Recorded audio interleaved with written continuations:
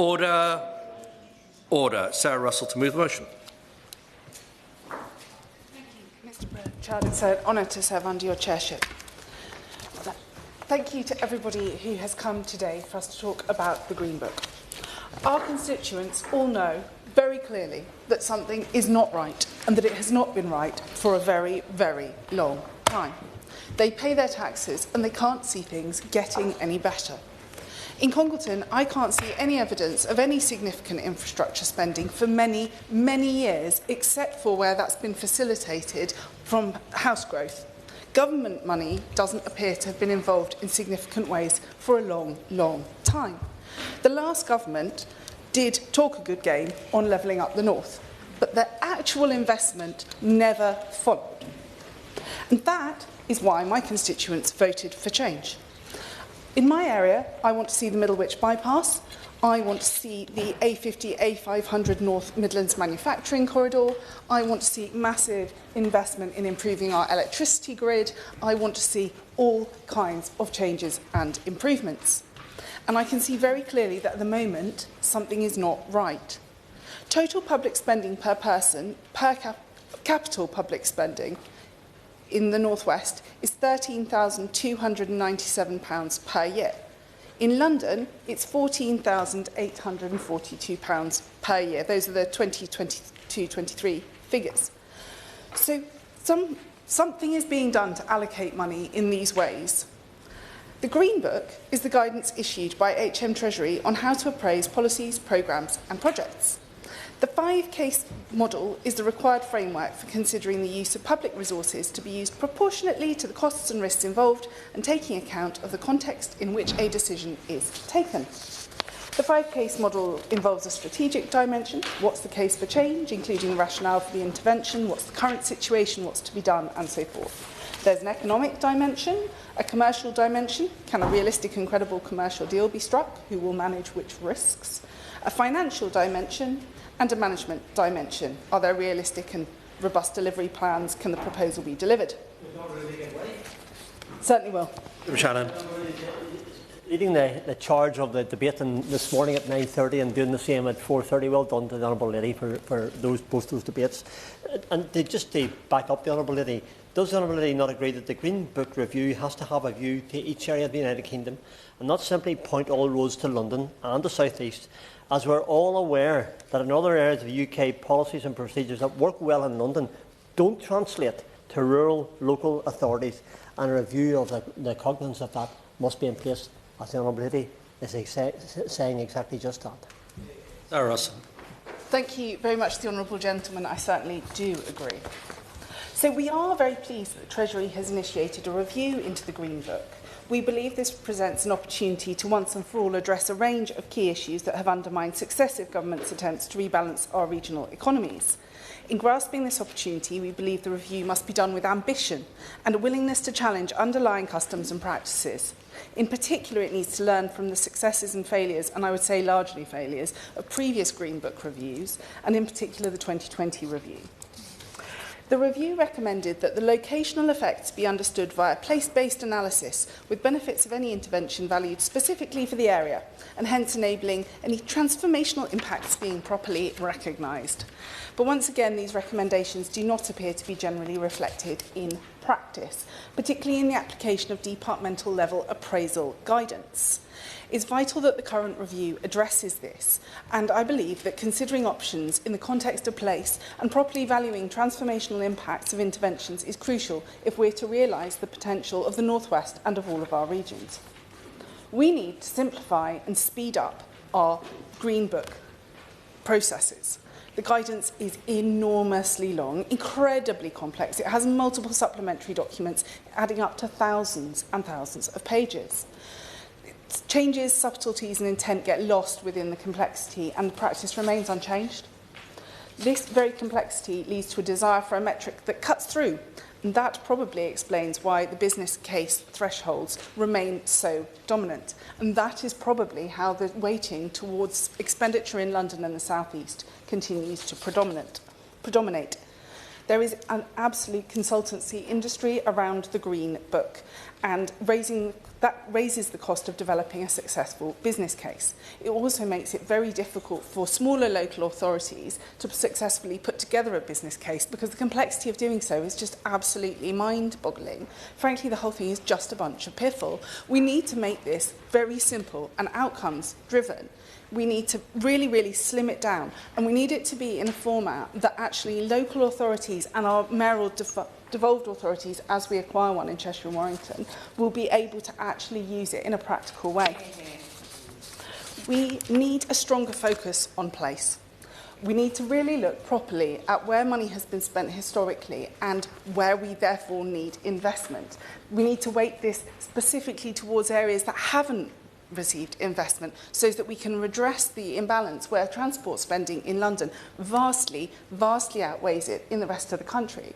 When I moved to the north of England, I was so shocked when I first used the rail network. I was in my 20s and the Pacer trains were still being used. I mean, these were trains that were fashioned out of bus chassis, and they carried on being used for, I believe, 37 years. They were given a maximum lifespan of 20 years. They were supposed to be a short-term, very basic thing to start with. And the level of shoddiness was just astonishing. And that's what we're always given in the Northwest. We're given the cast-offs, and then we're expected to make do, and then what we're expected to make do with is expected to continue way beyond its intended lifespan. And that's been going on now for as long as anyone can remember. And then our economy reflects that very, very sad point. So the Labour government, I know, is focused on improving this situation. I would really like us to work extensively on this together. I know that the Green Book review will be carried out at pace and that the government has announced these plans. This cost-benefit analysis needs to be fundamentally changed so that we can shift capital expenditure out to our regions at pace. And by that, I don't mean demanding that local areas, as the last government did, could produce a shovel-ready project at the top of the hat so that they could rush spending through and make it look like they were doing something for the north of England. I mean a fully considered set of proposals that enable regions to be fully developed through our devolved mayoral authorities, which I think are going to be a spectacular improvement for many areas of the north, and that will enable us to have proper economic development in the north of England. This isn't just about pots of money or building the odd road or extending the odd rail. It's about quality of life. It's about making places that people want to go and live in, where they feel confident, where they can bring their children up. There's opportunities there, and they don't have to go somewhere else to get on. None of it is beyond us. Most other countries do it, and I don't see why we shouldn't either. That's Alistair Darling from quite some time ago, but it applies more than ever now. Dr. Javine Sander. Thank you very much, Chair. It's a pleasure to serve under your chairmanship. I'd like to thank the member for Cheshire and Amersham for holding this debate. Congleton, rather. It's clearly not correct on it. But I'm sure the Cheshire and Amersham is a wonderful person. Chair, the current design of the Green Book holds communities like mine in Loughborough back, and by doing so it holds back our country. It overestimates the benefits of investment in London due to a flawed methodology, and by doing so it underestimates the benefits of investing elsewhere. The Green Book is one of the reasons we have the most economically centralised nation in the OECD, the reason why places that have been locked out of investment and growth are turning away from us in this place and turning away from democracy. And it's why I'm so glad the Chancellor is reviewing the Green Book at last to help spread investment across our nation so we could all reap the gains. Chair, I am a member for a constituency in the East Midlands, a region that's been left behind by the decline of our great industries and then chronic underinvestment.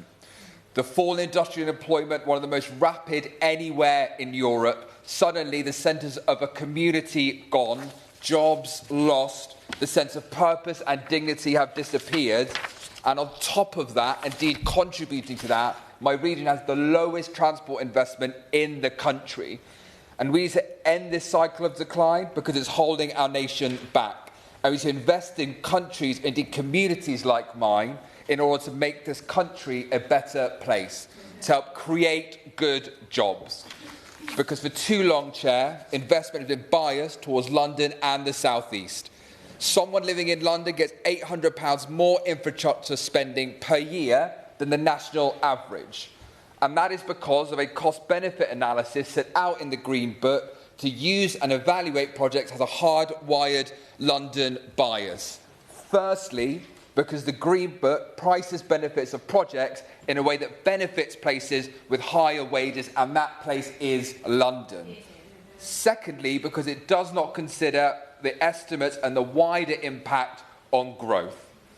To take the first, how hourly wages are higher in London and the benefits of transport projects are calculated as commuting time saved. That commuting time is priced in wages. So 1 hour of time saved in London is calculated according to the current methodology as worth more in London than is worth elsewhere. So the projected benefit of investing in London become larger, more projects are built in London, and the logic becomes self-fulfilling. Secondly, the Green Book does not consider the wider economic impact of investment. Economies are dynamic. They respond to investment. Better transport allows businesses to attract more customers and more workers. It gets economies growing, it gets wages rising. But the Green Book does not account for these dynamic effects. Instead, it assumes that every single project is marginal to its area. It assumes that those projects do not influence either growth or prices in the area in which they take place. And this review is taking place precisely because the government knows that investing in our region and outside of London will make us all better off. Getting the basics right, more investment outside London, basic transport infrastructure will do a lot more for growth than another infrastructure project in London. That is the change we need to see. And to achieve all this, Chair, we need to overcome the tyranny of the cost-benefit analysis that has been confronted, overcome and destroyed. That is why this review must not be like reviews of the past.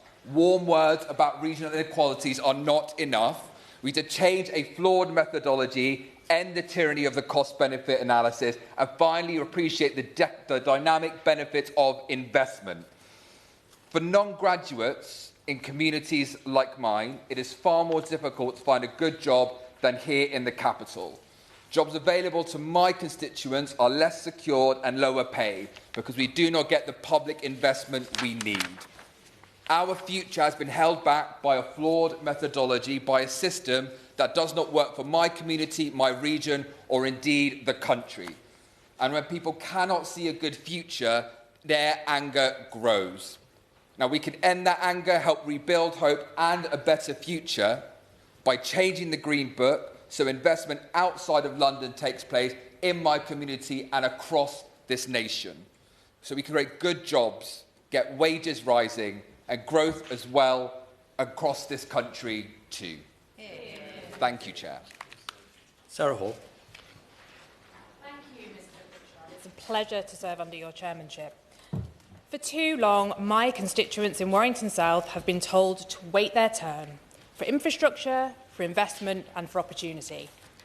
Now, this Labour government was elected to change the way this country works, and nowhere is that more urgently needed than in how we decide where and how public money is spent. The Green Book should enable fair, effective investment across the UK, but instead it has too often reinforced the very inequalities that we were elected to overcome. My constituency sits between powerhouse cities like Liverpool and Manchester, yet struggles to unlock the right amount of investment we need to improve our transport links, to further regenerate our town centre, or bring truly affordable housing to our communities. Why? Because the rules governing public investment, despite previous reforms, are still rigged in favour of places that already have higher land values, and this means that towns like Warrington are too often seen as low-return risks rather than high-potential communities. Now, I welcome the Chancellor's announcement of a full review of the Green Book under this government, but let me say this clearly. This must not be a technocratic tweak. It must be a fundamental reform where people, place and long-term potential are at the heart of investment decisions. Unlocking the long-term sustainable pipeline of investment needed in areas like mine. But this is about more than Warrington South. Reforming the Green Book is about building a fairer, stronger and more productive Britain. It's about enabling spending decisions that truly serve the whole country, lifting all our regions and reducing inequality, enabling better growth, wages, opportunity and health, and delivering fair public spending in all our regions. Yes. Rocker. Talking about fairness, which is really, really important. The IPPPR said that if the North were a country, it would come second bottom in the league table, just above Greece in terms of public investment. Isn't that a sign of how unfair public investment is in the UK? I absolutely agree with my honourable friend. It is deeply unfair as it stands. So we're delivering fair public spending in all our regions is urgently needed. We cannot grow our economy using a toolkit that still assumes the South East is the default. We need a Green Book that reflects the reality of 2025, not the London-centric logic of the past. This is our moment to rewrite the rules. To send the sitting because we have a division. Can I just encourage members to come back as quickly as possible? If there are multiple votes, the first vote is 15 minutes maximum, but please try and get back earlier, and for subsequent votes, 10 minutes thereafter. Order, order.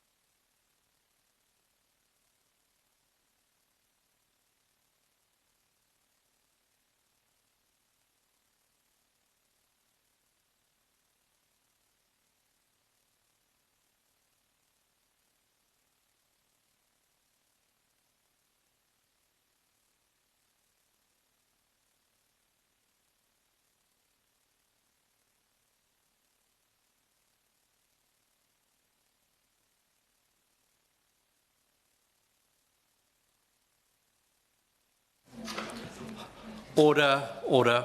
Now resume the debate. Sarah Hall. Thank you, Mr. Chairman. We cannot grow our economy using a toolkit that still assumes the South East is the default. We need a green book that reflects the reality of 2025, not the London-centric logic of the past. This is our moment to rewrite the rules and deliver the growth, dignity and opportunity that the people of Warrington South and the North have been denied for too long.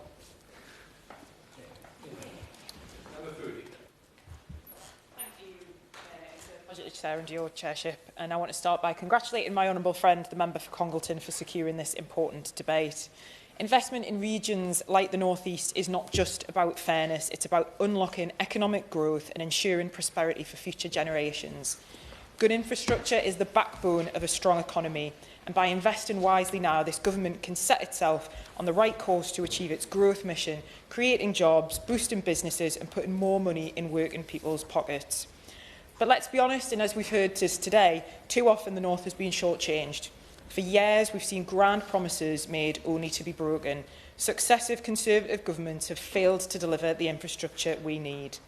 Take Northern Powerhouse Rail, a transformative project that would have boosted capacity/journey time, strengthened connectivity between key cities in the North. And it was scrapped. And where did the money go? Fixing potholes in London, vanished in an accounting black hole. The result was the same. Even promised Conservative investment in the North, like Joel and the A1, was built on money that never existed in the first place. And the North was left behind again and again. And under the last government again, even when they tried to find their way to the North East, they couldn't decide whether it was Tyneside or Teesside. They were never quite sure, but also they struggled to navigate the mess that they left us. And members across this House will recognise as well with our roads, having suffered from years of underinvestment. But 5 years we heard talk of levelling up. But did the previous government actually adjust the Green Book to prioritise communities like Cramlington and Killingworth, where better transport links could change lives? No, instead they boasted about redirecting funds to Tunbridge Wells at the expense of the North. And that's why I really welcome this government's commitment to responsible, properly funded investment. And I'm pleased to see the Department for Transport continue to assess critical projects such as the Moor Farm roundabout and the A19 junctions north of Newcastle. As it stands, the only North East project in the RIS3 pipeline and the last of 2 A19 roundabouts which haven't yet been upgraded, which have the potential to unlock tremendous growth for the north of Tyne area. Improvements in this road network are crucial in unlocking growth in South East Northumberland, a key growth corridor in the regionally and nationally, and is included in the Northumberland Energy Park, which includes the £10 billion AI data centre and North West. And we find ourselves in a constant catch-22, where we know of investment and commercial opportunities which are being missed, given that as a statutory consultee, National Highways objects due to the congestion of the roundabout, but then we don't have the investment to actually do anything about the congestion on the roads there. And if we are to meet the ambitions for growth and development, these upgrades are going to be absolutely critical. And it will also strengthen industries like wind turbine production and improve connectivity between manufacturing in Blythe and the River Tyne, further driving growth. And they're recognised in the local growth plan that the North East Mayor has put together and are key priorities for both Northumberland and North Tyneside councils. Investment here can drive the development and job creation the North East urgently needs, unlocking its potential. Now, unlike the last government, this one doesn't make unfunded promises, and I welcome the Treasury's commitment to reviewing the Green Book seriously. In its current form, it bakes in regional inequality. When ministers look at infrastructure investment as part of the spending review, I urge them to recognise the enormous potential in communities like Cramlington and Killingworth. Because currently, the Green Book holds back the North East, it prevents us from getting our fair share of investment, and if we get this right, we can ensure that the North East gets its chance, the right investment, and it will drive growth not just for the region, but for the whole country. I don't like setting time limits, but I'm trying to get everybody in, so I'll do an informal time limit of around 4 minutes, if I may. Andrew Cooper. Thank you, Mr. Pritchard. It's a pleasure to serve under your chairmanship. I thank my honourable friend, the member for Congleton, for securing this timely debate. It's a pleasure to follow members from Loughborough, Warrington South and Cramlington and Killingworth. I don't believe that there's any rule in this chamber about repetition, but I will nonetheless do my best to express these points in a new and interesting way. The Green Book is part of a colourful spectrum of current guidance, Mr Chairman. Government guidance and standards documents, which alongside the Aqua Book, the Magenta Book, the Orange Book and some 19 other publications and supplementary guidance forms the basis of how the Treasury appraises policies, programmes and projects. On top of that, several departments have issued their own interpretation of the guidance as it applies to them, thankfully avoiding extending the colourful metaphors any further. This complexity, well over 1,000 pages of guidance, is at the root of the criticism of the small industry and almost mysticism around navigating the assessment process and the poor outcomes to which it leads. Local authorities and other public bodies who've been grappling with cuts to their non-statutory functions for more than a decade are the ones putting forward investment cases, yet they often lack the capability and the capacity to deal with this complexity, and this has several unintended consequences. My honourable friend referred to the expensive consultant bonanza that it's created, but it also creates a world in which those organisations that do have the capacity, or indeed the consultancy budget, are more likely to succeed, not necessarily those areas that are most in need of investment. But most importantly, the complexity has led to an over-reliance on benefit-to-cost ratio to drive decision-making. And since salaries are higher and high-value sectors tend to be located in London and the South East, it will always be easier to demonstrate a higher return on investment here than it will be elsewhere in the country. We have a few decades' worth of evidence that says this is exactly what happens. Over the period from 2008 to 2024, had governments instead chosen to fund the Greater South East at the same level as the England-wide average for growth spending, they would have freed up over £100 billion. This is money that could have been used to invest in infrastructure and people, to narrow inequalities and address specific regional needs. The Johnson government's review into the Green Book in 2020 was supposed to fix this. It said, current appraisal practice risks undermining the government's ambition to level up poorer regions and to achieve other strategic objectives unless there is a step change improvement. And it went on to make a series of recommendations to improve practice. However, it's widely recognised that little has actually changed. The Department for Transport guidance, for example, still includes value for money categories derived entirely from the BCR, and local authorities tell me it is still common practice for response letters to open with sentences like, "We note the BCR for the proposed scheme is 1.8, belying the intent of the 2020 review.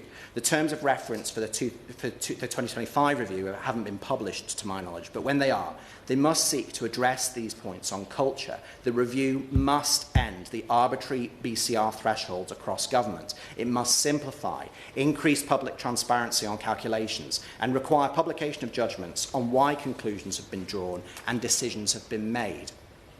But most important is that we don't lose sight of what we're trying to achieve. It's imperative that we address regional inequality. Doing so is a moral, political and economic necessity. We have allowed some parts of the country to be left out to the detriment of economic regeneration and social cohesion, and we have overheated other parts of the country, leading to a housing crisis and even more pressure on the cost of living. We should seize the opportunity to rebalance public spending, drive economic growth in areas that have suffered from underinvestment, and use the strategic focus that comes with devolution to make investment go further. This is the moment, the opportunity, not just to talk about handing power and money to our regions, but to set the rules that make sure that it happens. An excellent example of a 4-minute speech with no repetition either, so well done. Joe Platt. Thank you, Mr Pritchard, and it's an honour to serve under your chairmanship again. And I would like to thank the member for Congleton for leading on this important debate. So I stand in Westminster Hall again today to highlight the urgent need for strategic, place-based approach to investment in our towns. So earlier this month, I led a debate on improving transport connectivity in the North West, and I feel that this debate leads quite nicely into the narrative. So yet, as I mentioned in my last speech, growth goes where growth is, leaving towns like ours struggling for investment. Without targeted intervention, deprivation becomes entrenched and opportunities are lost. So as chair of the Labour MP's group on local growth funding, alongside the Industrial Communities Alliance, I've worked closely with colleagues across the UK who represent former industrial communities, places that have been overlooked for too long. So the government's mission to break down barriers to opportunity is one I wholeheartedly support, but it must be backed by investment that reflects long-term transformative impact. So Lee and Atherton rank high on the indices of multiple deprivation, with lower life expectancy, higher unemployment and poor transport links. But when discussing deprivation, our cities have deeply deprived neighbourhoods. Yet they also benefit from economic vitality, larger workforces and greater infrastructure investment. Yeah. But in contrast, smaller towns experience deprivation more acutely. Towns like Lee and Atherton suffer from long-term underinvestment, lower job diversity, reduced access to essential services and poor transport connectivity, making it harder for them to recover and attract new economic opportunities. So that's why the Green Book review is so important. It must go beyond Treasury metrics and ensure investment decisions align with the government's regional growth goals. A one-size-fits-all approach does not work. We need a model that recognises the unique challenges and potential of different places, improving public health, revitalising high streets, enhancing transport links and creating local jobs. There is also a lack of clarity on the extent to which the Green Book should apply within devolved regions, and especially when funding comes from the devolved administrations rather than from here in Westminster. So this review offers a chance to both guide and empower devolved regions and local authorities in deciding where growth funds should be allocated. This ensures that investment reaches the areas most in need without adding another frustrating layer of bureaucracy. So I appreciate the government's commitment to reassessing the Green Book. However, this should not be solely a Treasury initiative.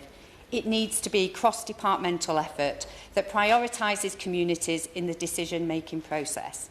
By doing so, we can create a fairer, more inclusive economy, ensuring towns like Lee and Atherton receive the opportunities that they deserve. Thank you, Mr Pritchard, and it is a pleasure to serve under your chairship, and I thank my honourable friend, the member for Congleton, to bringing this crucial debate back to Westminster Hall, and it's great to be here with North West colleagues again. Reforming the Green Book, the government's rule book for assessing public investment, might sound technical or dry, but for the people I represent in Bolton North East, it is profoundly consequential. The Green Book isn't just a document, it's a tool that shapes where investment goes, what gets prioritised and who gets left behind.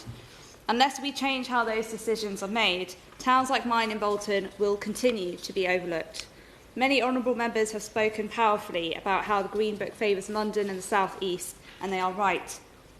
At the heart of the problem are its outdated rules that prioritise short-term, easily predicted returns.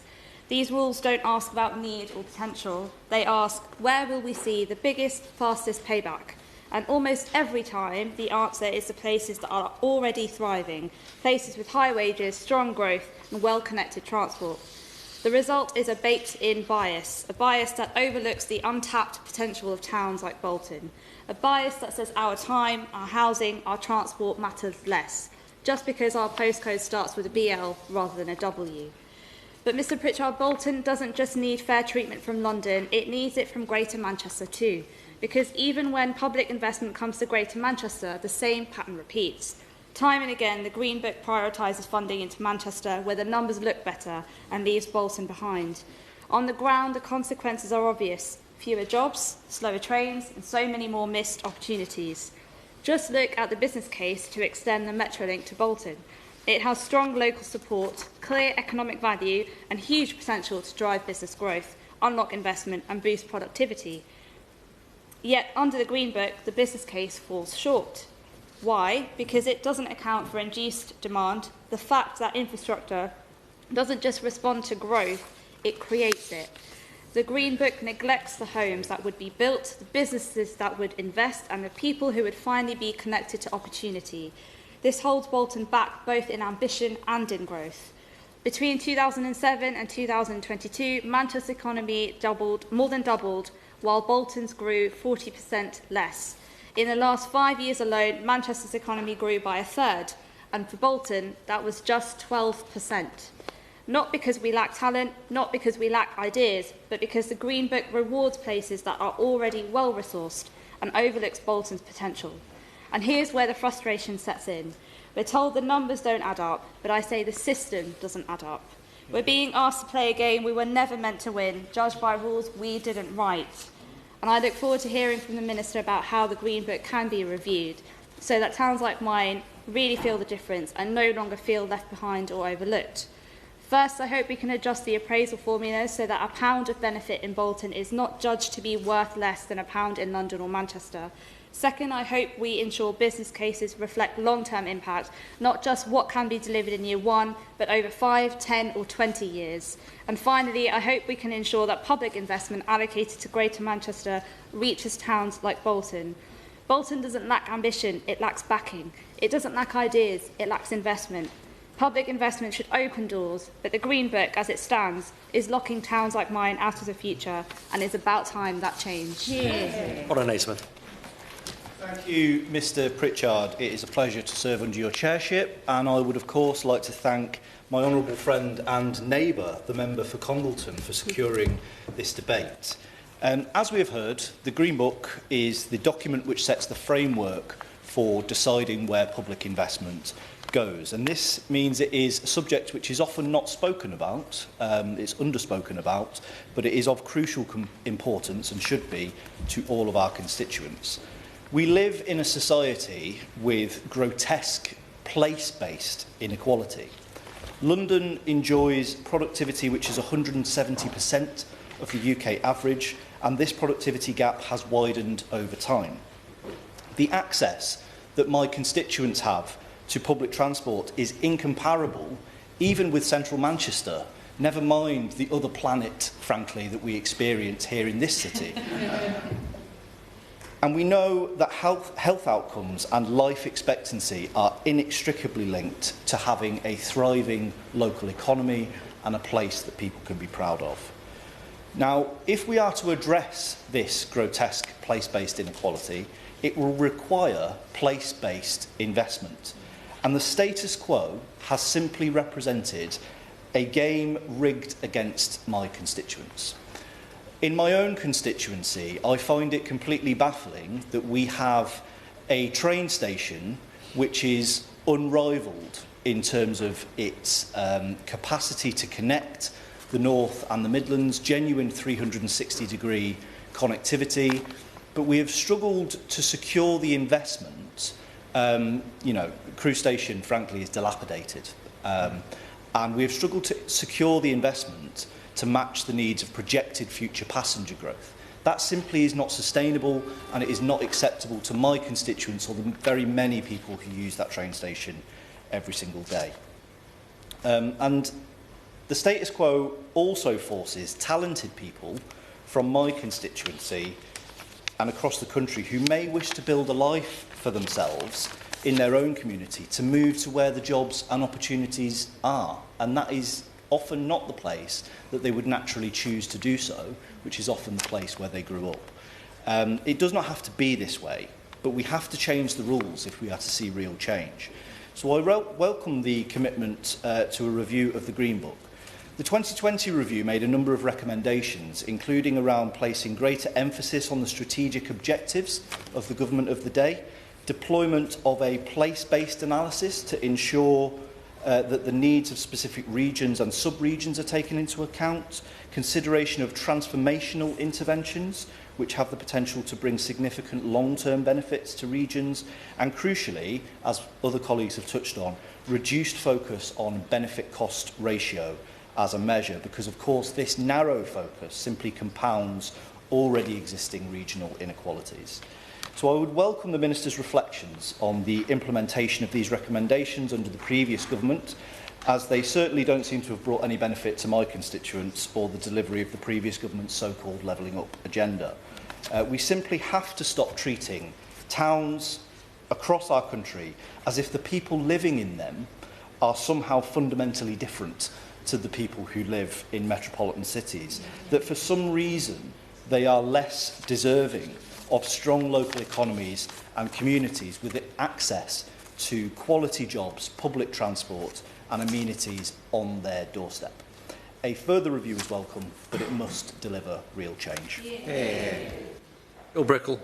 Thank you, Mr Pritchard. It's a pleasure to serve under your chairship, and I thank my honourable friend, the member for Congleton, for leading this important debate. Now, I rise today to make the case for communities like mine in Bolton West to be placed at the heart of the Green Book review. This government's laser-like focus on growth is very welcome, but I know from talking to businesses in my constituency, Woodall Nicholson in West Horton, Scan Computers in Horwich, Cohen's Chemists in Lostock, that they face real obstacles to expansion and job creation. And some of these are, I believe, as a result of a lack of central government coordination. The Green Book has consistently reinforced an economic model that prioritises investment in parts of the country that are already more prosperous, for example, the South East, rather than in constituencies like mine. And despite the extensive self-congratulating from the previous government, levelling up didn't amount to all that much in Bolton West. Indeed, under the last government, Bolton West simply did not get a fair deal when it came to funding. Time and time again, our towns lost out, and this was a situation played out across the north. And the result is that inequality has become entrenched, and high streets across the northwest have become ghost towns, with young people having to leave their communities to find work, just as many of my peers had to do when we were growing up. So this review is the perfect opportunity to fix this fatal, regressive flaw and ensure that investment decisions consider the wider benefits to our communities: job creation, skills development, better transport and improved public services. Crucially, investment in Greater Manchester cannot just mean investment in Manchester city centre. It must mean investment in the towns and communities that make Manchester the innovative economic powerhouse it has become. Now, we're at the cutting edge of the cyber and digital industries in Greater Manchester, and Bolton is a key part of that, with the growth corridor that stretches out across to Wigan. And yet Bolton and other surrounding towns have yet to be given the tools to harness this immense opportunity. After years of the Conservatives failing to put their money where their mouths were, we now see more investment coming into connecting Bolton to these high-growth sectors through training, infrastructure and partnerships that bring these opportunities to my constituents' doorsteps.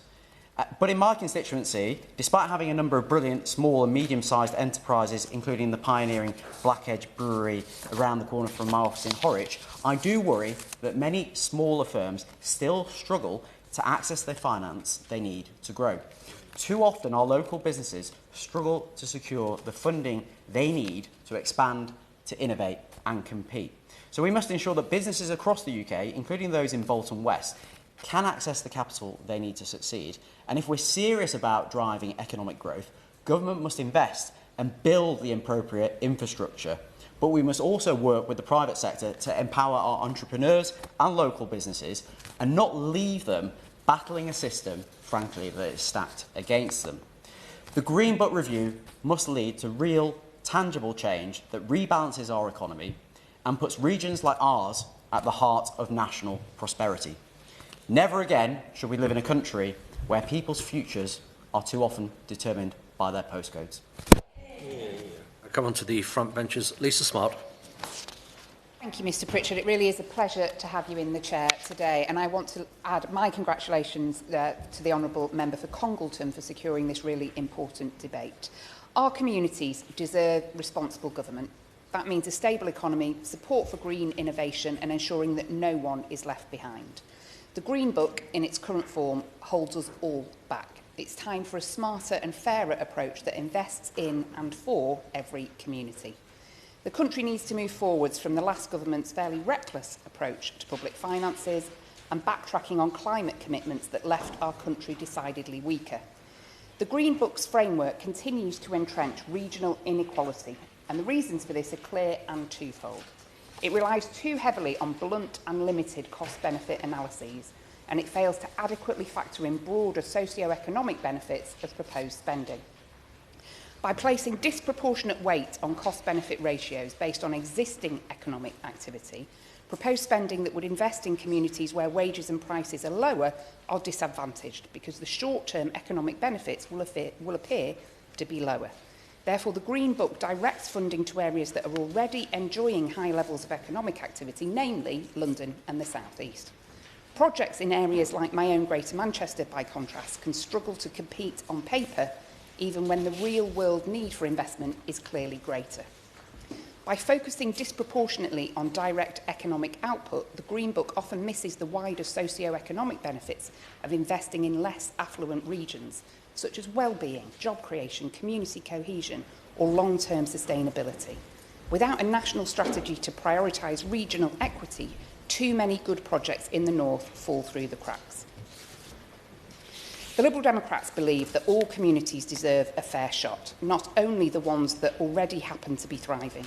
We need a framework that looks beyond simple economics and recognises the human, social and environmental value of infrastructure investment. This isn't just a philosophical argument. In practice, the current system leads to underinvestment in projects that could transform struggling communities. And there's certainly an important environmental angle to this too. The UK has legally committed to net zero emissions by 2050, but our appraisal framework hasn't caught up. The Green Book still applies discount rates that undervalue the long-term benefits of green investment, making it harder to justify climate-friendly projects with slower financial returns. And if we want a green economy, we need green tools. And right now, the Green Book is steering us away from the very infrastructure, whether that's renewable energy, public transport or nature restoration, that will power our net zero future. We need to realign our economic models with our environmental goals. The 2020 review undertaken by the last government was a missed opportunity. While it nodded to levelling up and net zero, it failed to make the structural changes needed. The think tank Centre for Cities has argued that the Green Book should empower local leaders to choose the best projects for their regions, rather than leaving the Treasury to pick between places. And I would be interested to hear from the Minister what the current thinking of this government and this Treasury is on that. The Green Book, as it stands, holds back the North. It stifles green investment and ignores the full value of infrastructure investment. My own constituents are living with the consequences of this every day. There are many examples of transport infrastructure upgrades in Hazelgrove that would have a transformative effect on their lives. Direct rail links between areas like Romley and Marple going into Stockport would save my constituents a lengthy and unnecessary trip via Piccadilly. Level access at stations in Woodley and Romley would ensure those with physical disabilities are able to get the train. And a bus link to the Bredbury Industrial Estate would promote job growth and reduce the number of people driving to work. In debating the Green Book, a framework for investment decisions, we should not forget that this isn't just about numbers. It's about people's everyday lives. It's about their health, it's about their jobs, it's about their opportunities. And we can't let technical frameworks stop us from doing what's right. The Liberal Democrats are calling for bold reform, a system that promotes long-term prosperity, tackles inequality and delivers on our environmental commitments.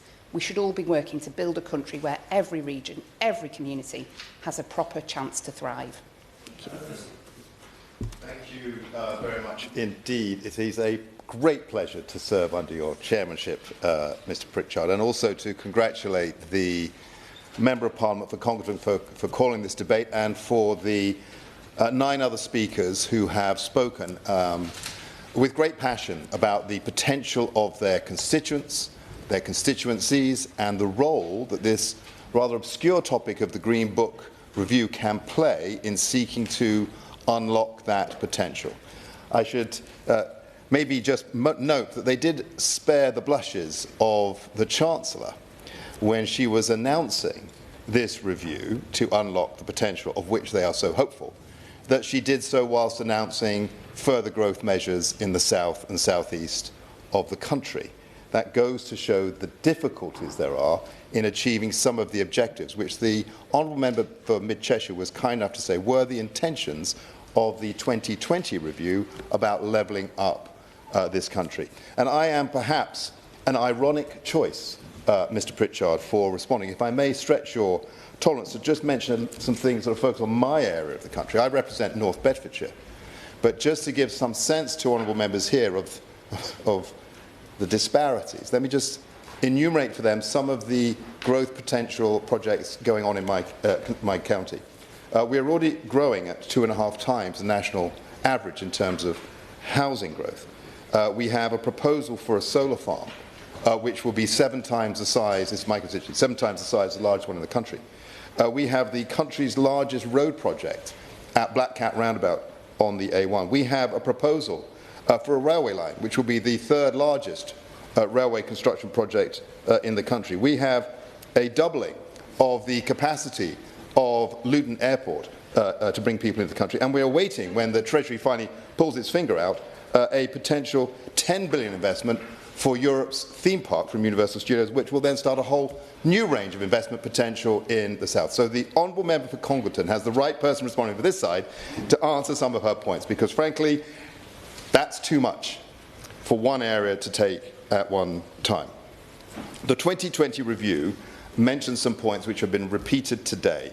It said as they looked at the allegations were systematic bias towards London South East, the tyranny of benefit-cost ratios, overlooked unmonetised benefits, no allowance for transformational or other complex effects, and guidance was responsible for strategic policy faults, and no focus of where, of or by whom effects are felt. These have been echoed today.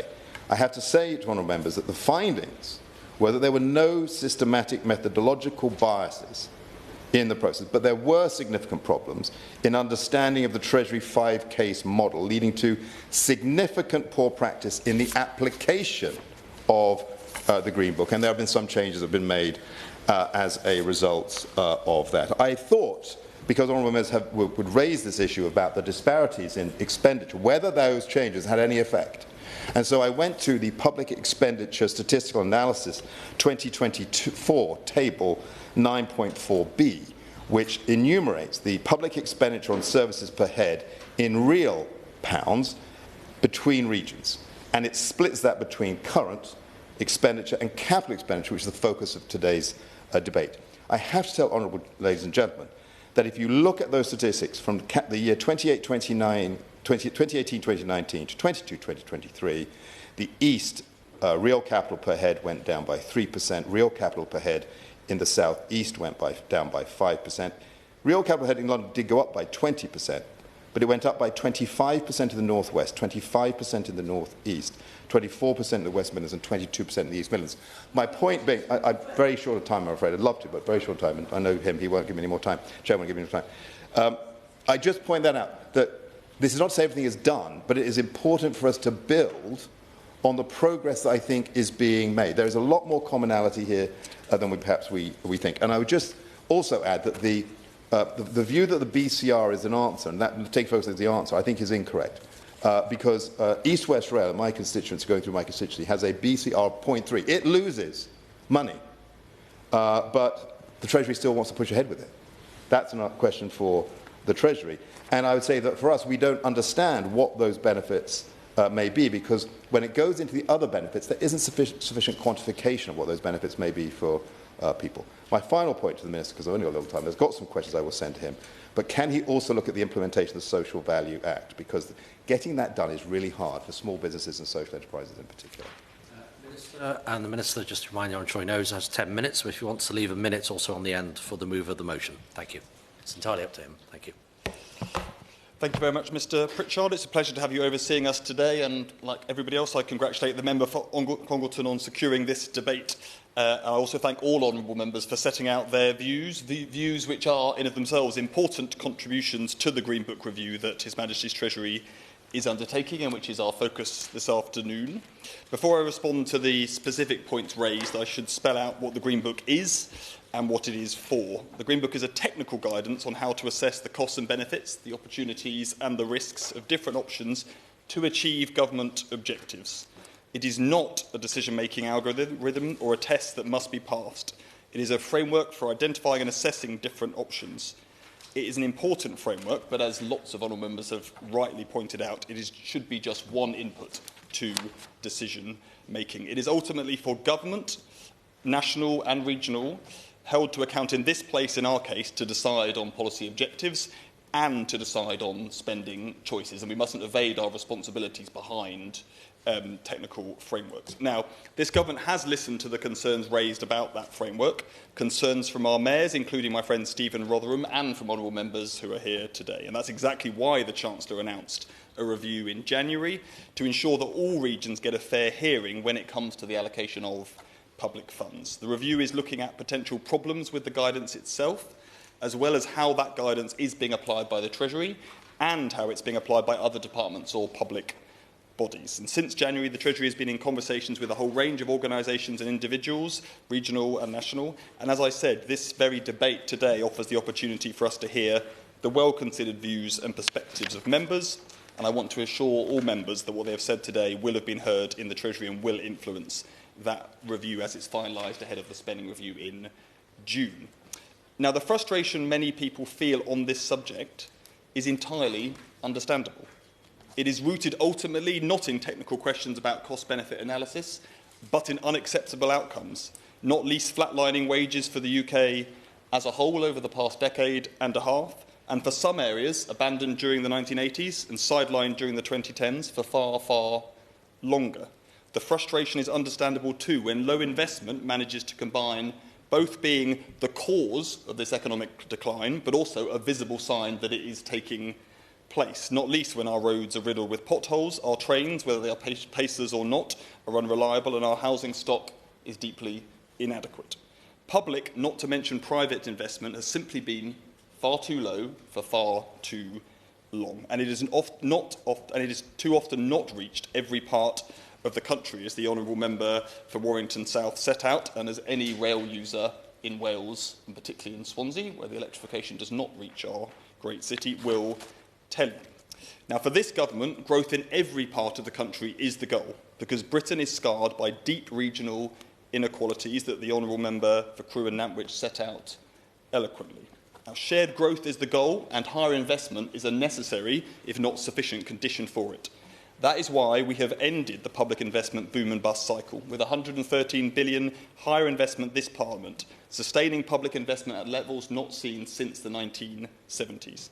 We will work side by side with our mayors and local leaders, devolved governments, to support all regions to achieve their potential, investing for the long term in the infrastructure, transport and housing needed to ensure all parts of the UK benefit from growth. We are supporting empowered local leadership with the publication of the English devolution bill that the Honourable Member for Congleton mentioned, and we are moving away from the short-termist competitive approach to local funding so we can instead support local leaders to drive growth in their areas, including implementing this month the first integrated settlements for Greater Manchester and the West Midlands Combined Authorities ahead of rollout to other mayoral areas. We are investing in economic infrastructure across the country. We are committed to the Trans-Pennine upgrade, the largest investment in the Northern Rail for decades, with a further 415 million announced last week. We are backing West Yorkshire Mass Transit, and £4.8 billion for the strategic rail network will deliver critical road schemes across the country. We're working with Doncaster Council and the Mayor of South Yorkshire on their plans to reopen South Yorkshire Airport. There are places outside the northwest which will also classify themselves as the north and feel left out by this discussion today. So I'm getting some of those in too. And we'll set out further details of our plans for infrastructure across the whole of the UK in the 10-year infrastructure strategy to be published in June.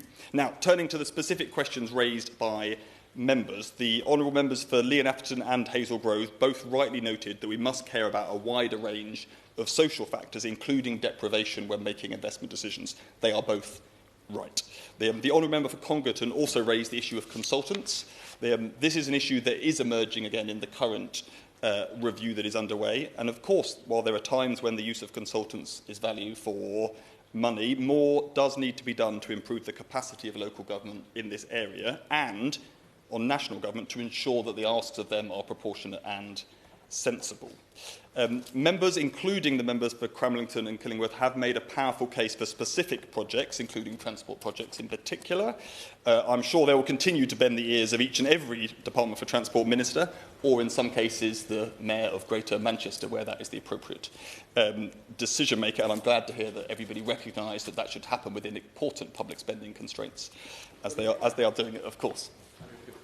Does he agree with me that In recent years, we've seen such a reduction in local government funding that local government has lost the capacity to develop long-term transport projects, develop that pipeline of projects, so that when the Department for Transport comes along and says we've got 20 million quid burning a hole in our pocket, what can you spend it on? Many local authorities are not in a position to be able to do that. Is that something that he thinks needs to be rectified as part of the comprehensive spending review in the 10-year transport plan?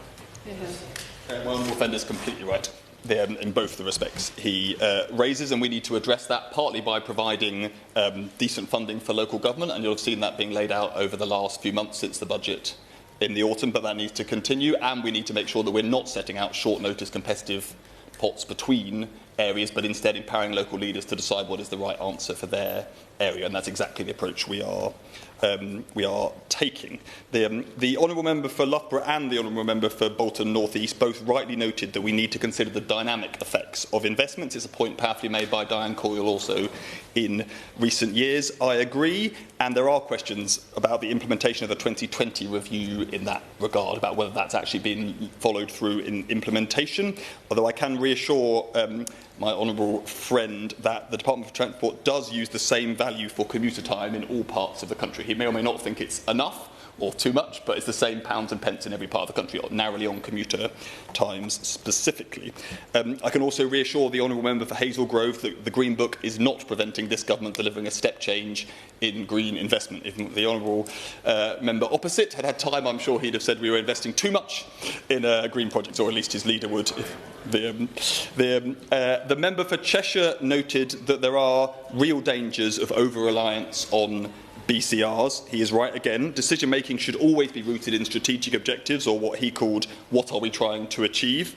Closing regional gaps is exactly what our objective should be, and it is for this government. The Shadow Minister took his life in his hands by listing the investments happening in his part of the South broadly defined, although he may have saved himself by pointing out that maybe it was excessive. And I look forward to his letter. Mr. Chairman, as we've heard today, investment matters, and it matters that all parts of this country get a fair hearing when it comes to infrastructure investment. This government understands that. That is exactly why we are acting to support growth across all regions. Now, thank you, Mr. Chairman, and congratulations again to the member for Congleton for securing this debate.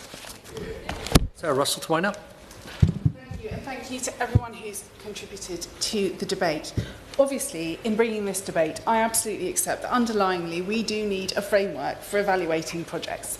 I am immensely looking forward to the 10-year infrastructure strategy being produced, which I think is a real opportunity that the government will grasp to fundamentally change how we're investing in the north of England.